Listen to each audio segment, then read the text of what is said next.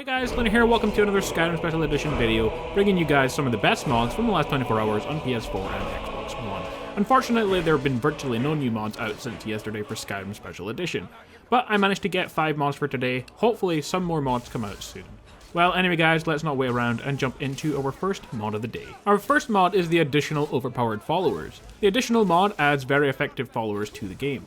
They all have enchanted weapons, fully armored, maxed out skills, and added 10 of them into the game at the locations which I will list in a second. They're mostly found at inns and taverns throughout Skyrim. All followers have max statistics. This means that they should have 100 in every skill. They also have enchanted weapons such as frost damage, paralyzed damage, and much more. All followers are set to essential as well, meaning that they cannot die. They can be stumbled to the ground, but they will get up again after they regen some health. So what companions does the mod add? Well, you get Fordsker, a Daedric Orc, and he's a warrior, and he's located in Riverwood. Archard, an Ebony Nord, who is also a warrior, and he's located in Dawnstar. Layla, a Breton wizard, she's in Kindis Grove. Craig, a Nord wizard, he's in Whiterun. Matilda, another Nord wizard, she's in Windhelm. Lexi, a Khajiit warrior, and he's in Dragonbridge. Daniel, a Nord warrior, he's in Falkreath. Mia, a warrior Khajiit in Whiterun. Widesum, a warrior Khajiit in Whiterun as well, in Jorrvaskr. And Skyrim, a warrior Nord, he's also located in Jorrvaskr. So if you're looking for some new companions in the game, then this one adds in 10 different ones for you to choose from in various different classes and races to go with your character. Our next mod is also a follower, and it's the Shiva follower. Shiva is an ice mage living in one of the ruined houses in Winterhold just beside the college. She has an ice attack that will not harm the player, but does pretty good damage to enemies. And it will also do pretty decent damage to any enemy that has a frost resistance, like Ice Troll, Ice Wrath, and so on. The mod also adds the crafting area to the town. Shiva has the light foot and some other perks for destruction skills. She does not need any equipment either, but you can give her new equipment if you want to, but it's not necessary as she's pretty powerful. She has a spare dagger for the player and some sandals that you can craft for her, just located in the forge if you want her to have shoes on. The mod also adds Shiva's hair color to the character creation for your race only if you're a Nord female though. Overall, Shiva's a really cool follower. She not only looks cool, but she's very powerful. She pretty much just uses destruction magic. You don't need to give her any equipment, and she can't die. She is essential as well. Our next mod is Populated Skyrim Civil War. This mod aims to improve the Civil War in Skyrim. Each hold has their own Imperial or Stormcloak patrols that guard the border and enter into cities and villages to search for spies, enemies, and bandits. Both the Empire and the Stormcloak Rebellion control 4 holds each. The Empires control Falkreath, Hafengar, Hjalmarch, and the Reach, while the Stormcloaks control Eastmarch, the Pale, the Rift, and Winterhold. Balgruf, the Greater Jarl of Central Whiterun, remains uneasily neutral. He will eventually side with whoever controls the war once it's finished.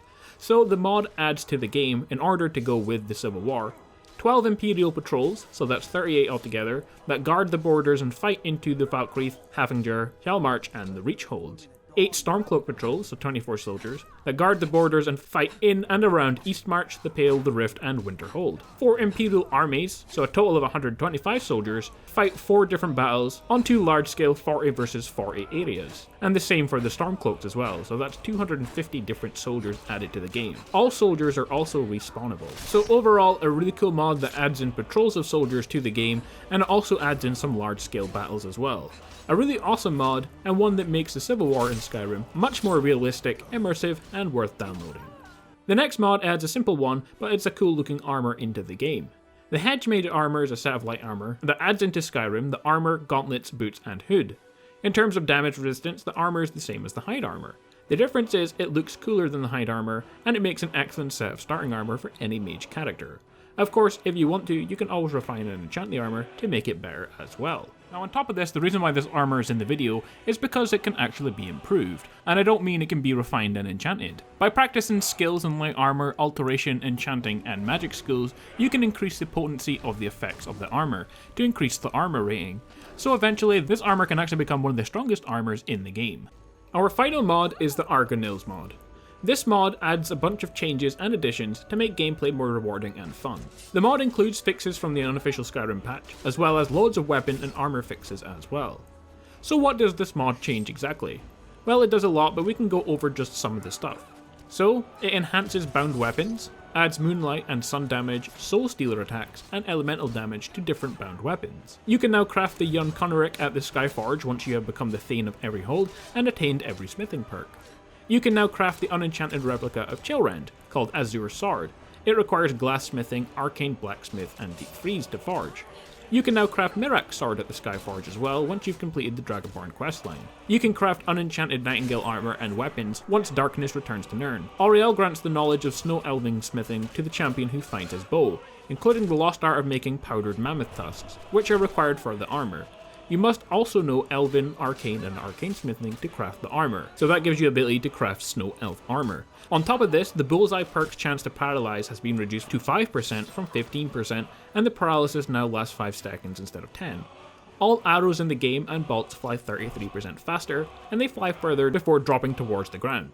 This makes archery more realistic and satisfying in the game. The mod also improves unique weapons and miscellaneous items, including the Savior Hide, Shield of Ysgramor, Diadem of the Polymath, Mollog Bal, Volendrung, Ebony Blade, Dawnbreaker, Auriel's Bow, Mirax Sword and Armor, Blade of Woe, Ghost Blade, Wuthrad, Harkon's Sword, Akavari's Sword, Harksbane, and loads of small changes to a whole bunch of different weapons, including things like Mehrunes Razor. Overall, this mod is a really cool bug fix and rebalancing mod to loads of different stuff in the game. It definitely makes especially the unique weapons just that bit more better than they were before.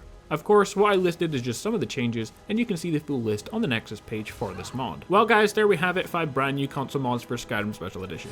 As I said, it's been another really slow day for mods, and unfortunately there just wasn't very many good quality mods out for today's video, but hopefully that picks up soon.